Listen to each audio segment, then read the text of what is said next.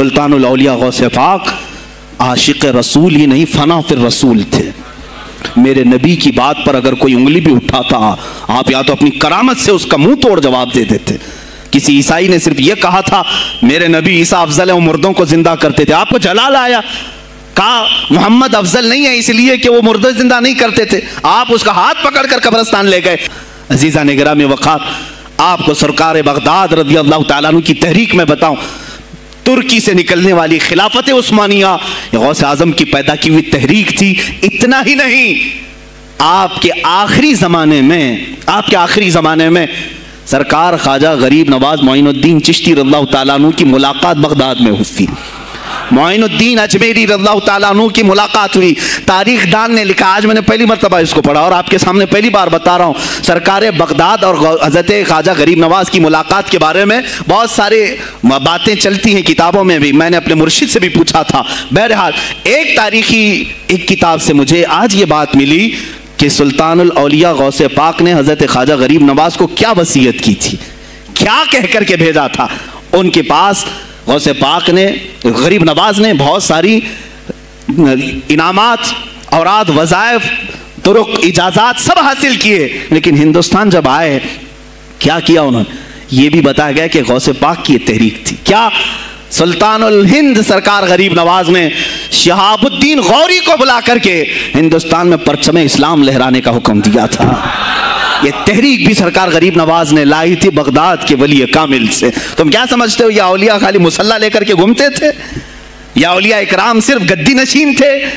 नहीं मेरे अजीजों, ये हुकूमत वक्त को आंख में आंखें डालकर बात करते थे और फिर निज़ाम मुस्तफ़ा की बात ललकार करके करते थे।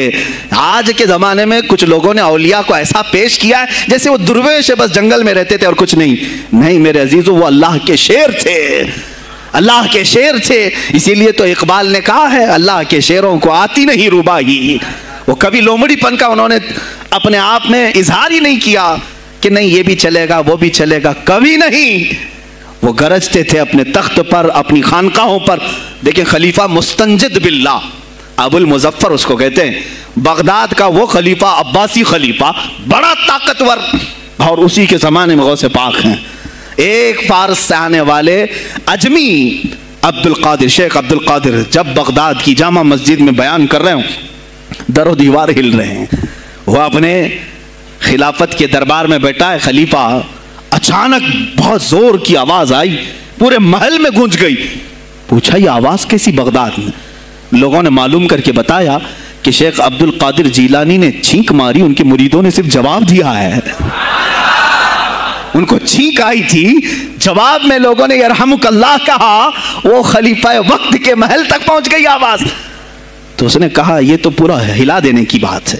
एक बात याद रखो मेरे अजीजों, आवाज हो सकता है तुम्हारी मस्जिद से बाहर जाए ना जाए, तुम्हारी आवाज का दारो मदार तुम्हारे गले पर नहीं है।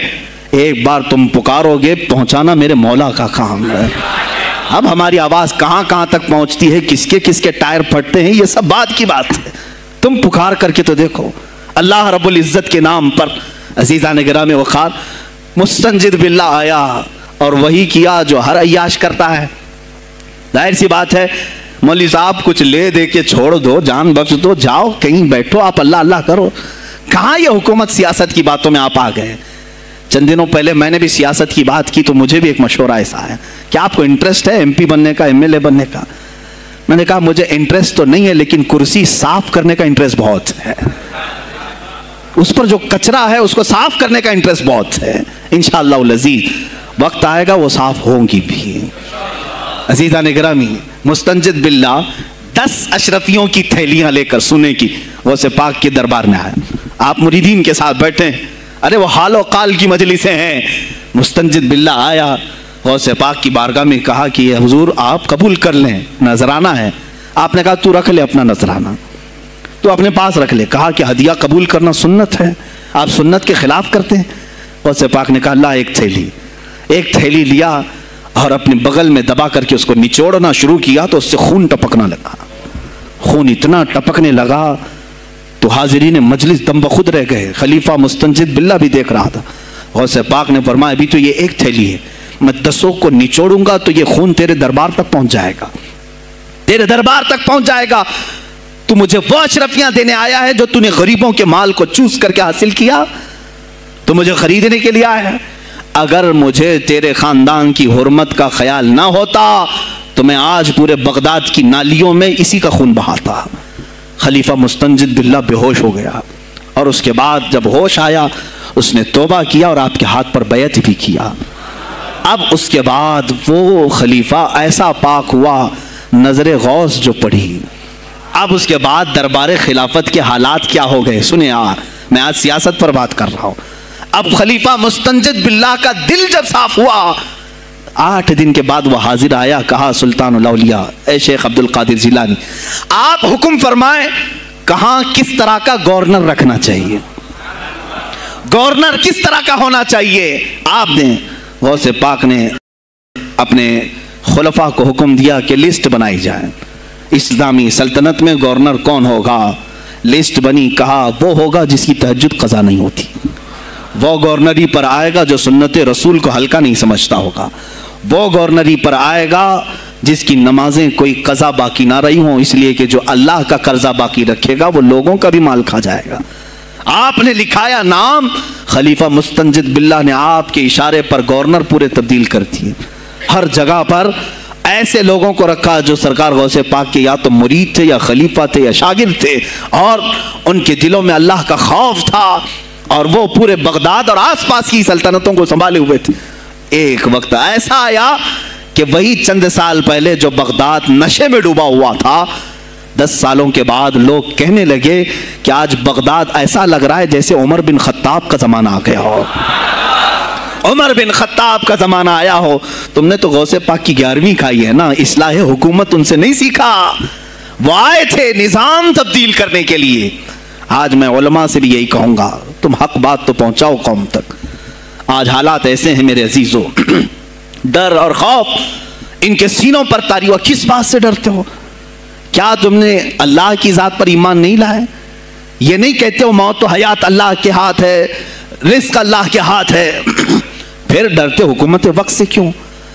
مجھے ابھی چند دنوں پہلے ایک میسج یہ بھی آیا تھا کہ حضرت آپ تو پاکستان کے علامہ خادم حسین کی تعزیت پر بیان کر رہے ہو، آپ دیکھ نہیں رہے یہاں کا ماحول کیسا ہے. عزیزان گرامی، اس دن مجھے افسوس اس بات پر ہوا، سوال پر، ہائے افسوس، اس قدر تمہارے ضمیر مردہ ہو گئے، اس قدر تم بزدل ہو گئے. لاکھوں لوگوں کے دلوں میں شمع عشق مصطفیٰ جگانے والے پر تمہاری زبان بند ہے، تمہاری زبان بند ہے. میں نے صرف ایک جملہ کہا، کوئی فرق نہیں پڑتا، میں اس ملک میں رہ رہا ہوں جہاں کا پرائم منسٹر ایک سور خبیث فرانس کے صدر کے لیے ٹویٹ کر سکتا ہے، تو میں پڑوسی ملک کی کسی عاشق رسول کی تعزیت کیوں نہیں کر سکتا؟ کیوں نہیں تعزیت کر سکتا؟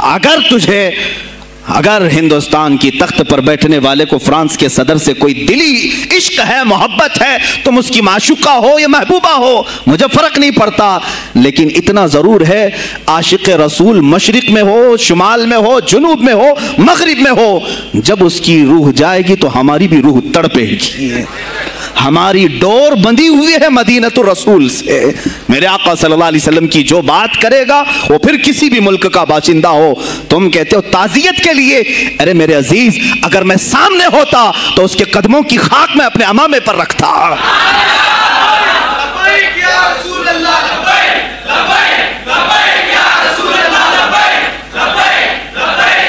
عزیزان گرامی وقار، یہ بہت خاموشی ہم نے اختیار کی، بہت خاموشی. کوئی بات نہیں، تم دیکھو گے حالات خراب ہونے کی جو شکایات آج کر رہے ہیں علماء، تم سب کے سب جاؤ گے.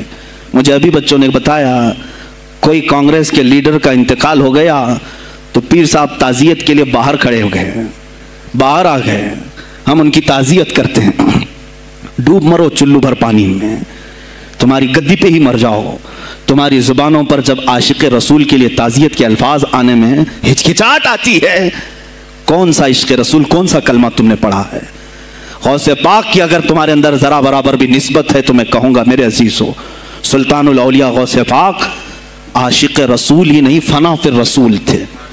میرے نبی کی بات پر اگر کوئی انگلی بھی اٹھاتا، آپ یا تو اپنی کرامت سے اس کا منہ توڑ جواب دے دیتے کسی عیسائی نے صرف یہ کہا تھا میرے نبی عیسیٰ افضل ہے، وہ مردوں کو زندہ کرتے تھے، آپ کو جلال آیا، کہا محمد افضل نہیں ہے اس لیے کہ وہ مردے زندہ نہیں کرتے تھے، آپ اس کا ہاتھ پکڑ کر قبرستان لے گئے، میرے نبی پر بات کرتا ہے، میں تجھے زندہ کر کے دکھاتا ہوں، اپنی کرامت سے مردے کو زندہ کر کے دکھایا۔ اب بول کون افضل ہے، عیسیٰ افضل ہے کہ میں افضل ہوں؟ تو نے تو عیسیٰ علیہ السلام کو مردے زندہ کرتے دیکھا تو نہیں، لیکن عبد القادر کو سامنے دیکھا۔ غوث پاک نے کہا میں اپنا موازنہ عیسیٰ علیہ السلام سے نہیں کرتا ہرگز، لیکن یاد رکھنا میرے نبی پر اگر زبان کھولے گا تو عبد القادر اپنے قدم سے اس کو جواب دے گا۔ وہ جواب دیتے آپ کی زندگی ناموس رسالت کی حفاظت کے لیے گزری ہے۔ سلطان الاولیاء غوث پاک رضی اللہ تعالیٰ عنہ کی بارگاہ میں جب ایک سوال آیا کہ لوگ کہتے ہیں نبی ہر جگہ کیسے حاضر ہو سکتے ہیں، آپ نے خود کر کے دکھا دیا۔ کوئی صاحب آئے، کہا ہمارے گھر دعوت ہے آپ تشریف لائیں، کہا ٹھیک ہے آتا ہوں۔ تھوڑی دیر بعد دوسرا ہے، کہا ہمارے گھر دعوت آپ آئیں، سیم ٹائم پہ کئی 70 لوگ آئے، سب کی دعوت قبول کی۔ دوسرے دن شام میں لوگ آ کر کے فخر کر رہے ہیں آج میرے گھر شیخ عبد القادر جیلانی آئے تھے، دوسرا کہہ رہا نہیں میرے گھر آئے تھے، تیسرا کہہ رہا میرے گھر آئے تھے۔ ایک وقت میں سب گھروں پر کیسے؟ سبوں نے کہا انہیں سے پوچھتے ہیں وہ کہاں گئے تھے۔ جب لوگ آئے تو سننے میں یہ آتا ہے کہ آپ ایک درخت کے نیچے بیٹھے تھے، لوگ سوال کرنے کے لیے آئے، سب آپس میں کہہ رہے ہیں ہمارے گھر آئے تھے، ہمارے آپ بتائیں کیا کس کے گھر گئے تھے؟ تو انہوں نے کہا درخت کے اوپر دیکھو۔ تو لوگوں نے درخت کے اوپر نگاہ ڈالی تو دیکھا ہر پتے پر شکل عبد القادر نظر آ رہی ہے۔ فرماتے ہیں اللہ نے عبد القادر کو یہ اتنی قدرت دی ہے کہ بیک وقت وہ کئی جگہوں پر حاضر ہو سکتا ہے۔ تو جب ایک غلام رسول کو اللہ نے یہ طاقت دی تو رسول مختار کو کتنی طاقت دی ہوگی۔ انہوں نے ناموں سے رسالت کو واضح کیا ہے میرے عزیزو۔ اولیاء کاملین اسی لیے آتے ہیں، وہ نبی کا پرتو بن کر کے آتے ہیں، اور آج ان کے نام کی 11ویں کھا کر کے موٹے ہو رہے ہیں، بس اور کچھ نہیں۔ اور لوگ یہ سمجھتے ہیں نفس کو موٹا کر کے تم اپنی زبانوں میں گھی لگا چکے ہو، بولو گے تو پکڑے جاؤ گے، بولو گے تو تمہارے اوپر کیس ہو جائے گا، ہو نہیں تو۔ میرے عزیزو آج تو حالات ایسے ہیں، میں رو پڑا کل جب مجھے یہ رپورٹ ملی کہ صرف ہندوستان کی سوشل میڈیا پر 25,000 پوسٹ میرے نبی کی شان میں گالیاں دی گئی ہیں، 25,000 لوگوں نے گستاخی کی ہے۔ تم بھی تو رات بھر انٹرنیٹ چلاتے ہو، پورا کا پورا وقت اپنے موبائل میں صرف کرتے ہو، جانا ہے تمہیں بھی میرے آقا کی بارگاہ میں، یاد رکھنا حضور پاک صلی اللہ تعالیٰ علیہ وسلم کے دربار میں جانے والے ہو اور تمہارا کوئی عذر قبول نہیں کیا جائے گا۔ حضرت سعد بن ربیع کی وہ بات مجھے یاد آتی ہے، جنگ احد میں حضور کی حفاظت کے لیے لڑتے لڑتے میدان میں ایسے آ گئے تھے کافروں کے کہ آپ کے گوشت کے ٹکڑے اڑ رہے تھے، جسم کے گوشت کے ٹکڑے اڑ رہے تھے، میرے آقا دیکھ رہے تھے۔ شام کا وقت ہوا، احد کا میدان، ہوازیں، سناٹا، 70 لاشیں پڑی ہوئی تھی صحابہ کی۔ اللہ کے نبی نے پکارا میرے سعد کو ڈھونڈو، کہاں ہے سعد، کہاں ہے؟ صحابہ کہتے ہیں ہم آواز دینے لگے سعد تم زندہ ہو، رسول تجھے بلا رہے ہیں۔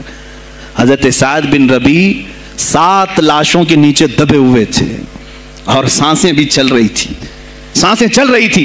صحابہ نے جب آواز دینا شروع کیا کہ رسول پاک یاد کر رہے ہیں، وہیں سے وہ حرکت کرنے لگے، اندر سے آواز دی اے جوانوں سعد زندہ ہے، میں یہاں لاشوں کے نیچے دبا ہوا ہوں۔ ہٹائی گئی لاشیں تو دیکھا ان کے جسم میں کچھ بچا ہی نہیں تھا، کچھ نہیں تھا، سب پھٹ چکا ہے، پیٹ کو تک چاک کیا گیا ہے، سانسیں باقی ہیں۔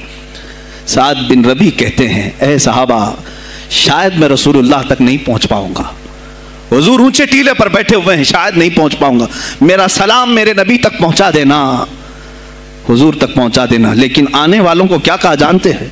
میں اے جوانوں تم سب سے کہوں گا آج کے حالات میں۔ سعد ابن ابی ربیع کہتے ہیں اے صحابہ میں تو جا رہا ہوں، میری آخری سانسیں ہیں، لیکن اگر تمہاری آنکھیں چمکتی رہی، تمہارے جسموں میں جان باقی رہی، اور میرے نبی پر اگر کسی نے انگلی اٹھائی اور گالی دی، میں قیامت کے دن اسے نہیں چھوڑوں گا۔ اور یاد رکھنا اللہ کی بارگاہ میں تمہارا کوئی عذر قبول نہیں کیا جائے گا اگر تمہارے جیتے جی تمہارے نبی کی ذات پر کسی نے کیچڑ اچھالا۔ حضرت سعد ربیع اتنا کہہ کر کے انتقال ہو گئے، وہ حضور تک پہنچائے بھی نہیں جا سکے۔ اے میرے عزیزو، اے جوانوں، تم کیا سمجھتے ہو کہ تم دنیا سے اسی طرح نکل جاؤ گے؟ قرآن میں بھی اللہ نے کہا ام حسبتم ان تدخلوا الجنت، تم یہ سوچ کر کے بیٹھے ہو کہ ہم جنت میں چلے جائیں گے؟ پیر صاحب کا دامن پکڑ لیا ہے، مجھے تو جانا ہی ہے, جنت میں پیر بخشوا دیں گے ہمیں. تم برس میں ایک مرتبہ 11ویں کر کے اور فاتحہ نیاز کر کے سمجھتے اسلام کا حق ادا کر دیا. یہاں تمہارے نبی کی عظمت پر روز بروز حملے ہو رہے ہیں. آج کفر کھل کر کے آیا ہے سامنے, نہیں دیکھتے آپ؟ کفر کھل کر کے سامنے آیا ہے تعصب کے ساتھ.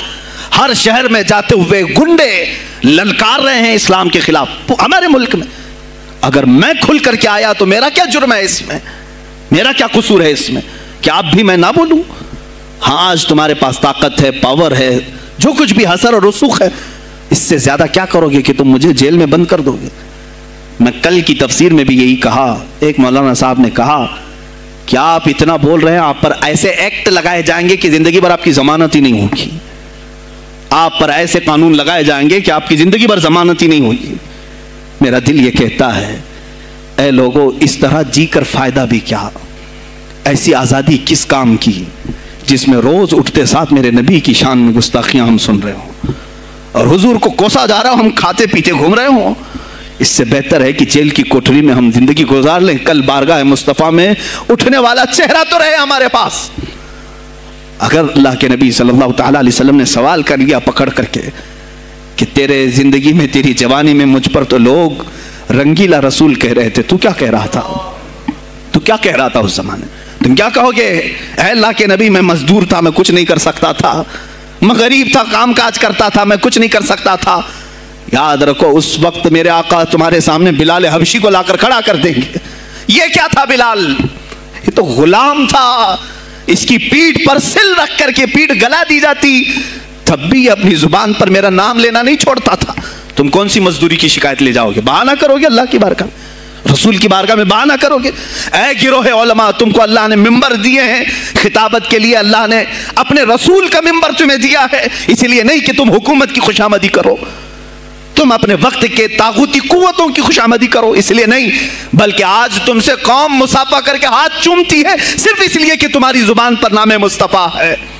آج علماء کی جو عزت ہے صرف اس لیے, تمہاری پگڑیاں, تمہارے جبے دیکھ کر کے قوم عزت نہیں کرتی, صرف اس لیے ان کے دلوں میں تم مچلتے ہو کہ تم مصطفیٰ کریم کی باتیں کرتے ہو. علماء کو جاننا چاہیے کہ تمہاری عزت نبی سے وابستہ ہے. آبرو ماذا نام مصطفیٰ است, ہماری آبرو, اقبال نے کہا تھا ہماری آبرو نام مصطفیٰ سے وابستہ ہے. اگر اسی نام کو کسی نے چھیڑا تو پھر ہمارا جی کر مطلب کیا ہے؟ ہم کس کام کے؟ میں ایک مثال سے سمجھاتا ہوں. مسجد ہے, دیوار کے پینٹ کو اگر کسی نے کھرچ لیا تو ہو سکتا ہے معاف کر دیں, ہم اس کو چھوڑ دیں. کسی نے لکیر نکال دی دیوار پر, ہم چھوڑ دیں اس کو. لیکن میاں وہ ہمارے سامنے آ کر پلر ہلانے لگ گیا اور مسجد کا یہ پلر توڑنے لگ گیا, خاموش بیٹھو گے؟ اور اگر تم خاموش بیٹھے تو اس کا انجام کیا ہوگا؟ اس نے پلر ہلایا تو صرف پلر نہیں ٹوٹے گا, یہ چھت پورا سب کے اوپر گرے گا. آج ظالم کفار پورے تمہاری جڑ کو ہلا رہے ہیں, میرے نبی کی ذات کو, سیدھے مصطفیٰ کریم کی ذات کو ہلا رہے ہیں. اللہ کے حبیب صلی اللہ تعالیٰ علیہ وسلم کی ناموس کو ہلکے میں مت لینا میرے عزیزو. لاکھوں جانیں جاتی ہیں, جائیں اس نام پر. حضور اکرم صلی اللہ تعالیٰ علیہ وسلم کی ذات کو ہلکے میں مت لینا. اور اگر انہوں نے ہلانا شروع کیا ہے اگر حضور کی ذات پر, حیرت ہو رہی, 25,000 پوسٹ تم میں سے کس نے کمپلینٹ کی ہے؟ سائبر کرائم کو کمپلینٹ کر سکتے تھے. ہمارے جذبات کو ٹھیس پہنچا ہے. ہم آزاد ملک میں رہ رہے ہیں, میرے نبی سے چھیڑ چھاڑ کیوں ہو رہی ہے؟ کسی نے آواز اٹھائی؟ کچھ ہیں اللہ ماشاءاللہ, کچھ علماء, کچھ وکلا اس کے پیچھے لگے ہوئے ہیں. لیکن میرے عزیزو, ہر مسلمان کا یہ حق ہے, تمہاری نسبت رسول پاک سے ہے. اب انہوں نے ہلانا شروع کیا تو انتظار کرو, جس دن یہ چھت گرے گی عذاب بن کر سب پیچھے جائیں گے, سب اس میں گرفتار ہوں گے انشاءاللہ العزیز. ہم مہم چھیڑیں گے, ہم مہم چھیڑیں گے اس بات کی. اگر آج تم کثرت میں ہو تو اس کا کیا مطلب جو چاہے تم کر لو گے؟ ہم اتنے گئے گزرے تو نہیں ہیں کہ ہمارے نبی کے اوپر بھی تم چلے جاؤ. ہاں ہمیں رون دیا, ہمیں مار دیا, ہمیں قتل کر دیا, سب برداشت کر لیا, لیکن اب اس سے آگے نہیں برداشت کریں گے انشاءاللہ العزیز. میں آواز دیتا ہوں اسی منبر سے, اے گروہ علماء, اے جماعت صوفیہ, اے خانقاہ کے گدی نشینوں, باہر آؤ.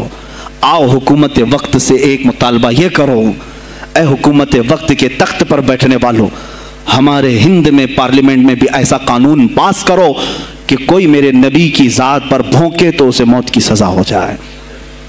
ہم یہ چاہتے ہیں اگر اس قانون کو تمہیں لانے میں کچھ زندگیوں کی ضرورت ہے تو یہ فقیر حاضر ہے اور میرے ساتھ بھی کچھ تمہارے لیے حاضر ہوں گے. لے لو ہماری جانیں اور ایک قانون ایسا بنا دو تاکہ قیامت تک پھر یہاں پر کوئی نہ بھونکے میرے نبی کی ذات پر. تم قانون صرف میرے نبی کے لیے نہیں، تم اپنے دیوی دیوتاؤں کے لیے بناؤ. شانتی سے رہو.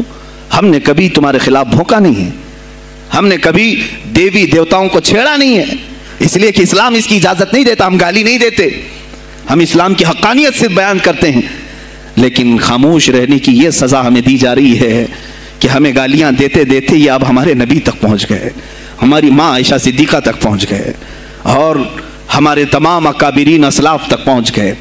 اور 25 کروڑ کی تعداد میں خاموشی یہ اچھی نہیں ہے میرے عزیزوں، اچھی نہیں ہے.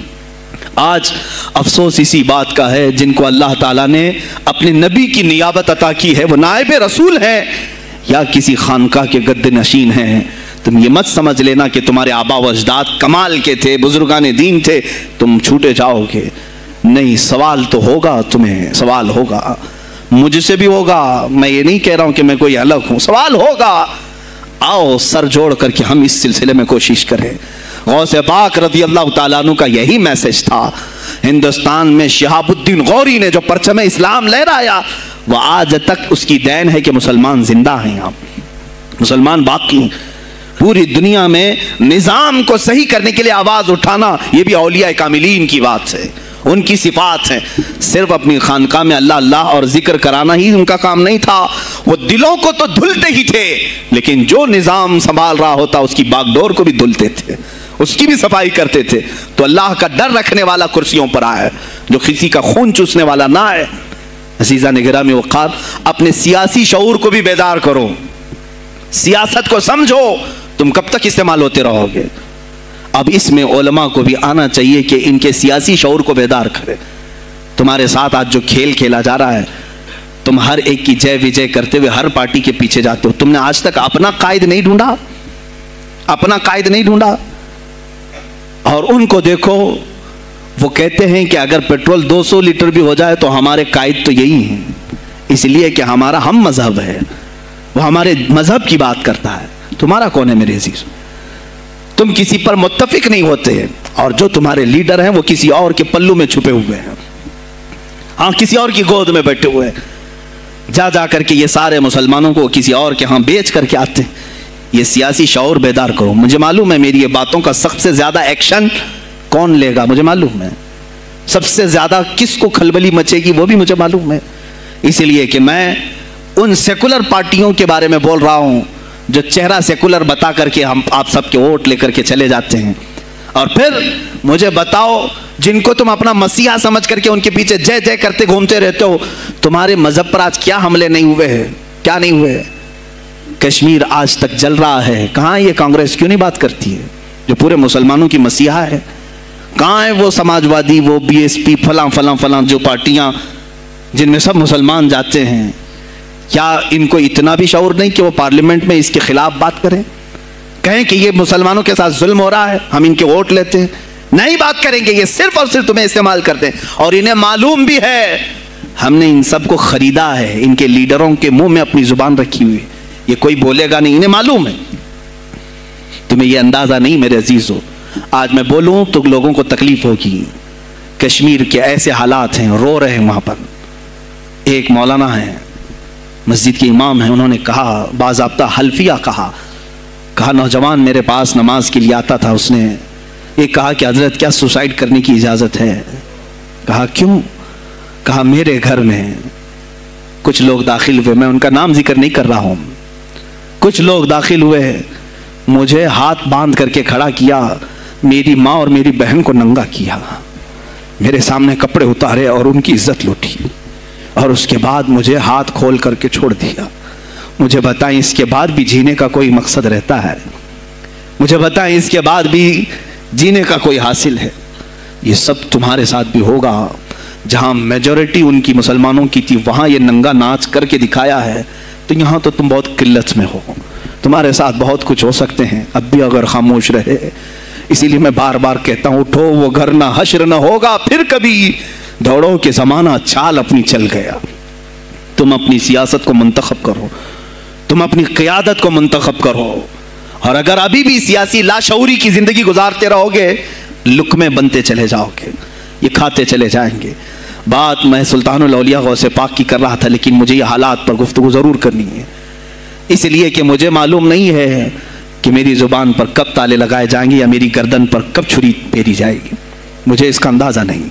لیکن اے مسلمانوں، تم میری ذات سے الجھتے ہو تو الجھ جاؤ، مجھے اگر بلیم کرتے ہو، تانے مارتے ہو تو مار لو، چند دنوں کی بات ہے، جب تک میری سانسیں چل رہی ہیں تب تک مجھے گالیاں دو گے، لیکن جس دن میں بھی دنیا سے جاؤں گا اس دن تم ہماری باتیں یاد رکھو گے، اس دن یاد کرو گے۔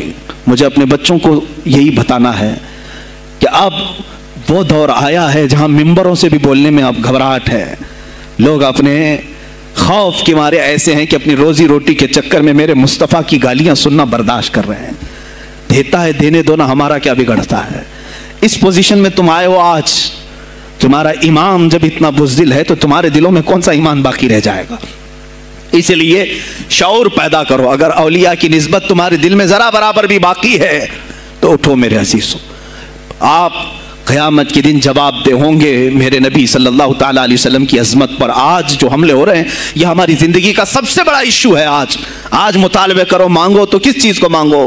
بس یہ ہے کہ میری نبی کی عزت سلامت رہے، مجھے دنیا میں اور کچھ نہیں چاہیے۔ اتنا مطالبہ تو کر سکتے ہو، اتنا مطالبہ کرو، اور پھر دیکھو میرے مصطفیٰ کی طرف سے انعام کیا ملے گا، اللہ کی طرف سے انعام کیا ملے گا۔ ارے وہ مرد قلندر جو پاکستان میں ابھی شہید ہوا، کس بات کا اعلان کرتا تھا؟ کس کو پکارتا تھا؟ کس کو للکارتا تھا؟ صرف یہی تو بات کرتا تھا کہ تاجدار ختم نبوت، اور میدان میں معذوری کے ساتھ بھی آ کر کہتا تھا لبیک یا رسول اللہ، اے اللہ کے رسول میں حاضر ہوں، اپنی جان لے کر آیا ہوں۔ اور تم یاد رکھنا، تمہاری ٹانگیں تو سلامت ہے، کل بروز قیامت ہو سکتا ہے تمہارا سامنا اس خادم حسین سے ہو، تمہاری ٹانگیں دیکھ کر کے پوچھی جائیں گی۔ معذور ہونے کے بعد جب کوئی میدان میں میرے نبی کی عظمت پر پہرا دینے کے لیے آ سکتا ہے تو تم نے اپنی ٹانگیں کس کام کے لیے رکھی تھی؟ میرے عزیزوں، میں نے جتنی طاقت مجھے اللہ نے دی میں بول رہا ہوں، اب اس کے بعد کا محاذ تمہیں سنبھالنا ہے، آگے کی ہماری فکروں کو تمہیں لے جانا ہے۔ شاید اس زمانے میں ہم جی رہے ہیں جہاں اتنی آزادی نہیں ہوگی، چھوٹی سی بات کو آج بہت بڑا بنا کر کے اسے ختم کیا جاتا ہے، لیکن مجھے اندازہ ہے اس بات کا، ہندوستان کی آزادی میں بھی میرے اکابرین میں 30,000 علماء نے اپنی جانیں دی ہیں۔ کشمیر سے لے کر دلی تک ہر درخت پر ایک عالم کی لاش لٹکی ہوئی تھی، ان کی جانیں، ان کی قربانیاں رائگاں نہیں گئیں۔ 70 سال سے ہم مزے لے رہے ہیں، ان کی قربانیاں ہیں یہ۔ علامہ فضل حق خیر آبادی کو انڈمان نکوبار پوری زندگی کے لیے قید کر کے ختم کر دیا گیا، مزار بھی وہیں پر ہے آج۔ تو آج مجھے اندازہ ہے اگر میں نے اس بات کی شروعات کی ہے، ہو سکتا ہے یہ جو کچھ بھی ہمارے ساتھ کریں، لیکن مجھے میرے رب ذوالجلال کی ذات پر یقین ہے۔ میں یہی کہوں گا، اے اللہ، اگر ہمارے مقدر میں شہادت ہے تو اس سے بہتر کوئی اور موت ہے نہیں۔ اے رب ذوالجلال، اس حالت میں دنیا سے اٹھا جب تو ہم سے راضی ہو۔ اگر تو نے ہمارے لیے ایک لمحے کے لیے بھی ناراضی ہے، مولا پھر ہمیں مہلت دے دے کہ تجھے راضی کر کے جائے، تجھے راضی کر کے جائے۔ میرے مصطفیٰ صلی اللہ تعالیٰ علیہ وسلم کو قبر میں ہمیں دیکھنا ہے، اس لیے ہم قبر میں جا رہے ہیں، لیکن اس حال میں دنیا سے جائیں کہ ان کی عظمت پر کچھ بول تو سکیں، ان کی ناموس پہ کچھ کر تو سکیں۔ عزیزان گرامی، سلطان الاولیاء شہنشاہ بغداد رضی اللہ تعالیٰ عنہ کی ذات پر جو ان کی کرامات ہیں وہ ساری چیزیں پھر کبھی میں ذکر کروں گا۔ آج اسی پر میں اختتام کرتا ہوں، اسی پر جیو اور اسی پر مرو۔ انہیں جانا انہیں مانا، نہ رکھا غیر سے کھا، للہ الحمد میں دنیا سے مسلمان گیا۔ آج لے ان کی پناہ، آج مدد مانگ ان سے، پھر نہ مانیں گے قیامت میں اگر مان گیا۔ اس لیے کہ رسول پاک صلی اللہ تعالیٰ علیہ وسلم کے سوا کوئی اس قیامت کے میدان میں تمہارا دستگیر نہیں ہے۔ جب تک وہ تیری سفارش نہ کریں، اللہ بھی تجھ سے کلام کرنے والا نہیں ہے۔ جب امام اہل سنت نے یہاں تک کہہ دیا خلیل و نجی مسیح و صفی سبھی سے کہیں نہ بنی، یہ بے خبری کی خلق پھری کہاں سے کہاں تمہارے لیے، رسول پاک ہی کے لیے تم وہاں پر بھی اٹھائے جاؤ گے۔ میں یہی میسج دے کر کے جاؤں گا جو میرے مرشد گرامی نے آخری وقت دیا تھا، زندگی یہ نہیں کسی کی اسی کے لیے زندگی ہے نبی کی، نبی کے لیے نا سمجھ مرتے ہیں زندگی کے لیے، نا سمجھ مرتے ہیں زندگی کے لیے، جینا مرنا ہے سب کچھ نبی کے لیے۔ بلحوث سن، سیم و زر کی بندگی اچھی نہیں، بلحوث کہتے ہیں ہوس کا پجارا